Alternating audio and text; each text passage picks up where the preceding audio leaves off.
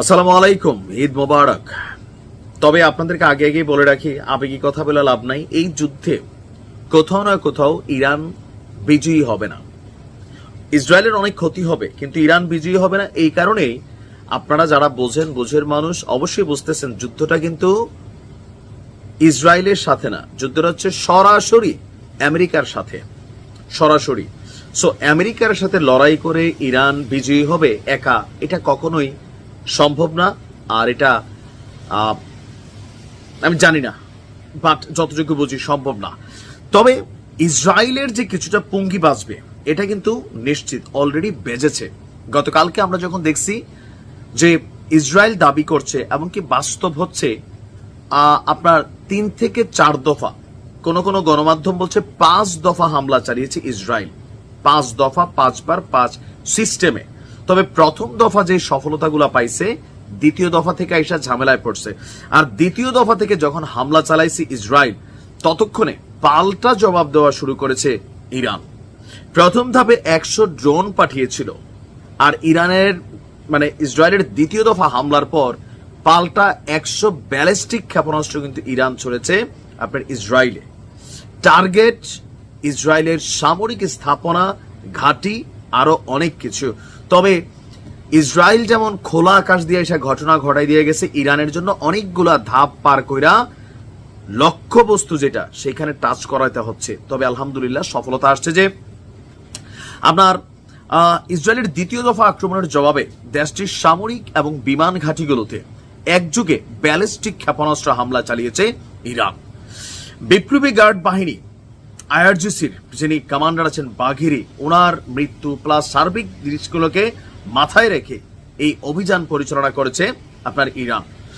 এক বিবৃতিতে তারা বলছে ট্রু প্রমিস 3। ট্রু প্রমিস 3 এর আগে যখন যুদ্ধ হয়েছিল তখন ছিল ট্রু প্রমিস 2। তো ট্রু প্রমিস 3 নামের এই অভিযানে আপনার ইসরায়েলের রাজধানী তেল আবিব মহানগর এলাকায় আপনার এই ক্ষেপণাস্ত্রগুলো আঘাত এনেছে।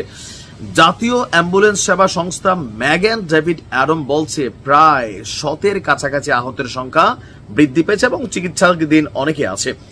আমরা যখন নিউজটি করছি এই মুহূর্ত পর্যন্ত তেল আবিবে একের পর এক হামলার খবর পাওয়া গেছে এবং 7টি স্থানে ইরানের ছোড়া ক্ষেপণাস্ত্রগুলো আঘাত এনেছে। আপনার ইরানের দাবি যে আপনার কি বলা হয় যে ইসরায়েলি সামরিক যে ঘাঁটিগুলো, সেই ঘাঁটিগুলোকে লক্ষ্য করেই তাদের এই অভিযান পরিচালনা করা হচ্ছে। ইরান আপনার ইসরায়েল বলছে যে ইরানের কোথায় কোথায় টার্গেট, এই জায়গাগুলো তারা জানে। এটা জানাটা আসলে খুব স্বাভাবিক হয়ে গেছে। কেন? ইসরায়েল বেসিক্যালি 8 ঘাট বেঁধে ধরেন 16 ঘাটে প্রস্তুতি নিয়েই এই অভিযানটা চালাইছে। কারণ ইরানে হামলা চালানো যেটা চালাইছে, এর পরে ইরানের পারমাণবিক অস্ত্র অর্জনের সক্ষমতা পুরোপুরি নস্যাৎ করতে হামলা কিন্তু তারা দেখিয়ে দিয়েছে ইসরায়েল যে কত গোপনে একটা অভিযান চালানো যায়।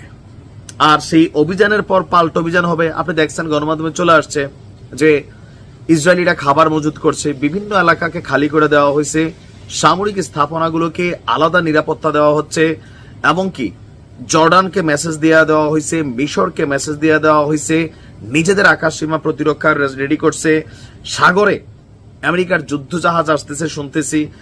এমনকি সবকিছু মিলাইয়া ইসরায়েল সর্বোচ্চ প্রস্তুতি নিয়ে এই অভিযান কিন্তু চালাইছে।